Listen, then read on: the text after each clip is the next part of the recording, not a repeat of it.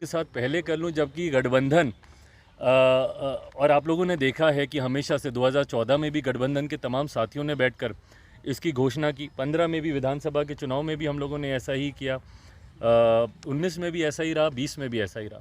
मुझे लगता है बहुत जल्द गठबंधन के तमाम साथी वो सब एक साथ बैठकर न सिर्फ सीटों की बल्कि सीटों का चयन भी हो चुका है, उसकी भी घोषणा हम सब साथ मिलकर करेंगे। हाजीपुर को लेकर घोषणा करेंगे। हाजीपुर को लेकर के क्या एक चीज आ रही है कि जो दूसरा खेमा है आप लोगों का, क्या वो इस गठबंधन का हिस्सा है या वो आपके कोटे में है या नहीं?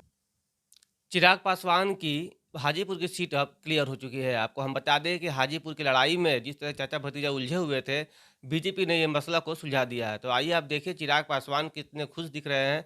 जब उससे मीडिया ने सवाल किया, क्या आपको और नीतीश कुमार को एक साथ एक मंच पे आना होगा, तो क्या आप आइएगा? तो उन्होंने साफ तौर पे कहा है कि पार्टी हित के लिए हमें जो सही लगेगा हम सब करने को तैयार है। देखिए चिराग पासवान कितने ज़्यादा हतोत्साहित है और अपने तमाम बातों को कितनी सहूलियत से जनता के सामने रखने की कोशिश कर रहे हैं।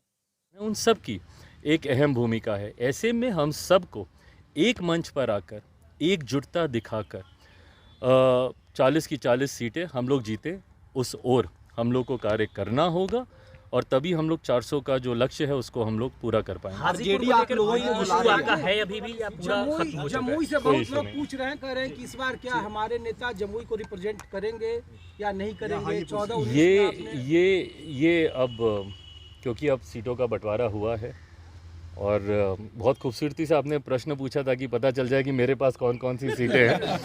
बट हाँ, जो भी सीटें लोक जनशक्ति पार्टी रामविलास के पास आई हैं उनमें कौन प्रत्याशी होगा ये पार्टी बैठकर इसका फैसला लेगी, पार्टी का संसदीय बोर्ड इसका फैसला लेगा और वो भी मुझे लगता है it's just a matter of time, because अब अधिसूचना मुझे लगता है जल्द आएगी, तो बहुत जल्द ये सारी बातें भी साझा की जाएगी। कंसर्न्स हैं वो आपने नड्डा जी अमित शाह के सामने अपने कंसर्न्स उठाए, तो उस कंसर्न्स को क्या बीजेपी ने एड्रेस कर? They've been well addressed.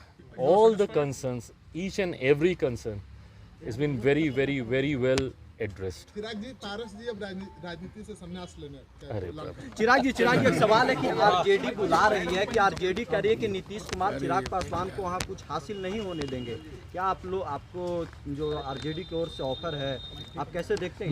मैं दोहराता हूँ, अब हम लोग का लक्ष्य किस तरीके से एनडीए 400 सीटें जीते, जिसमें बिहार का सबसे महत्वपूर्ण योगदान है। 40 मजबूत सीटें हमारा प्रदेश देता है। अब एक एक सीट पे कैसे हम लोग जीत को हासिल करें, और ना सिर्फ जीत, एक बड़ी जीत। पिछली बार 19 में भी आपने देखा होगा हर सीट पर हम लोग का मार्जिन कितना खूबसूरत था।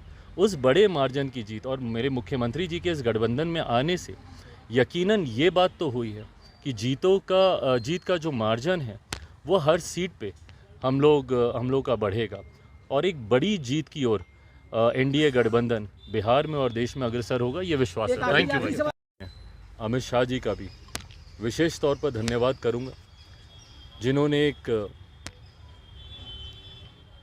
एक बड़े भाई की भूमिका